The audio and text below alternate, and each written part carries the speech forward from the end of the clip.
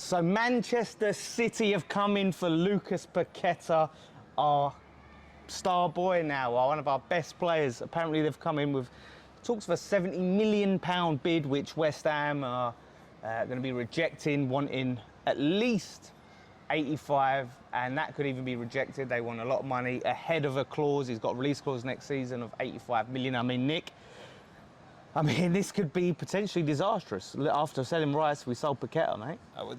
The thing that worries me is that his head's going to get turned, but I did see things on social media a little while back. Somebody linked him with being unhappy at the club, and he came out himself and said that's untrue. Listen, it's worrying. It is worrying because, Man City have potentially got all the money in the world. They can come in with anything. But, on the eve of the season as well, we knew Man City were looking for somebody. They got, because they had Gundogan go, and he could potentially be a good one. Listen, I didn't expect Lucas Paqueta to stay here for forever. I knew that he wouldn't be around here for long. After a year, I think it would be disastrous. And I think that at the moment, with that sort of £85 million release clause, I think they'd be mad to accept anything under 100. Because he can go next season for 85. It's about the replacements and all that sort of thing. You've got now 3 weeks. So, you've seen how long it's taken us to replace Rice, and we've known he's been going for a year. Yeah, exactly. So I don't think he's going to go, if I'm honest. I don't think they'll let him go.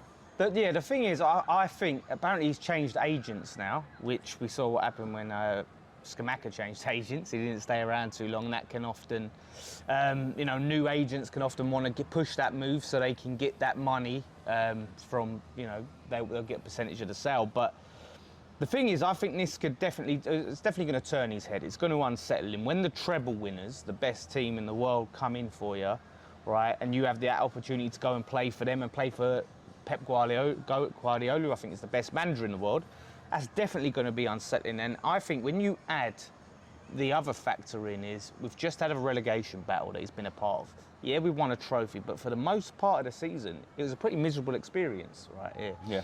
And we don't play particularly good football. We play very sort of poor football, we've just talked about. Someone like Paqueta, Brazilian flair, classy player like him, I can't imagine he enjoys that too much. And he's looking at that coupled with the pull of Man City, and if his agents are pushing it as well, I think he could potentially kick up a fuss. And as much as we don't want to see them, we might look ahead of next season. We might go, do you know what? Unhappy player, they're offering now 80 million. If they come in for a second bid, take it.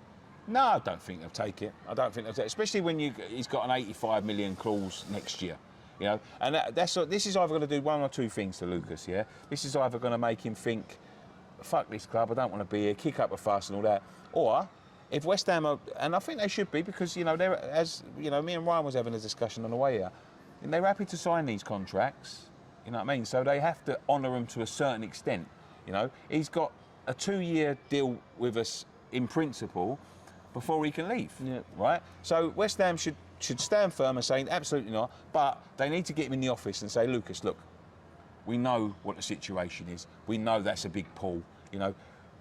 We can't afford to let you go. We can't afford to lose you and Declan in the same season. We need you around. You're going to be our main man. Everything's going to be built around you. But next year, obviously, you can go where you want for the £85 million. Here's the problem about them saying everything's going to be built around you, because he's looking at it and he's going, well, look what they're doing. Look at the ambition we're showing in the window. We haven't signed anyone at the moment. And the players that we are looking at, there's no players where you go like, these players might be good, but they're not players that you're, as a player, you're going, wow, they've signed him, he's going to come in, that's going to elevate us. It's all up in the air. So he needs to see actions rather than words. And not after a year into a 5-year contract. No, I know, I understand that. But look at I think Payet, right, before there was the rumour of what happened was the reason why he did leave, and, family issues and all of that in January. He started to get unsettled from August, because he was promised, he just signed a deal and he was promised, we're going to build around, we're going to sign this, and we signed just a load of dross, really, of players. Well, it was a load of dross. Yeah, it was a load of dross, and he's looking at that and he was disillusioned, thinking, well, we're supposed to build around me, like, where was the ambition? And I think if he didn't have those family issues, which forced his hand to leave, he probably would have left the following summer.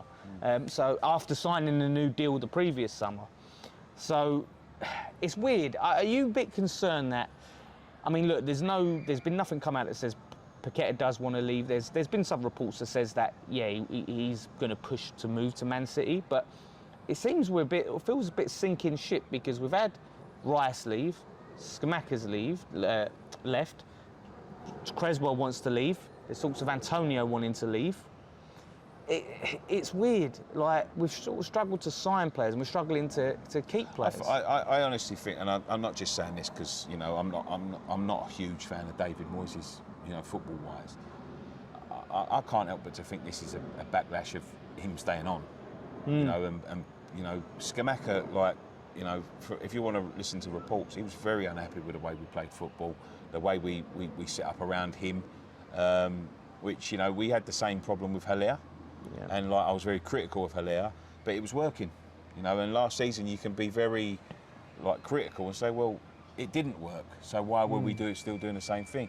I think it's a backlash from the manager, but Antonio as well in that podcast, you know, and this is just. Listen, I won't put him because Antonio's attitude has changed a lot. No, but it has. I think what he said was quite telling, right? And it gave you a little bit of an insight into the mindset of the players. I'm not saying every player thinks like him, but he talked about at one point the players sort of being disillusioned with how we was playing. You know, we tried to play a certain way and we stuck with it, and then talking about being a striker, having to feed off scraps. Yeah. You know, and fighting, sort of feeding off scraps. And that, to me, I think is a little bit of an indication of, maybe some players were unhappy with how we've been playing, a bit disillusioned. And they're not really, there hasn't really been much positivity around the club. And after Rice left, we sold Rice, everyone's looking at it like, well, that's why we should have had people ready to go, lined up, and a marquee. Yeah. You know, we could still get that marquee. You never know. You know what I mean? But if they think Harry Maguire's going to be marquee, they're very much mistaken. But there's probably a sense of we've peaked. You know what I mean? We got that trophy.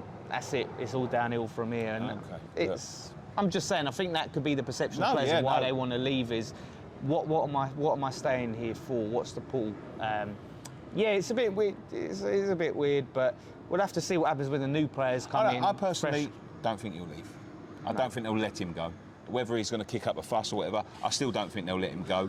The only thing I would say is if he does get like that, is just say, look, Lucas, we need you.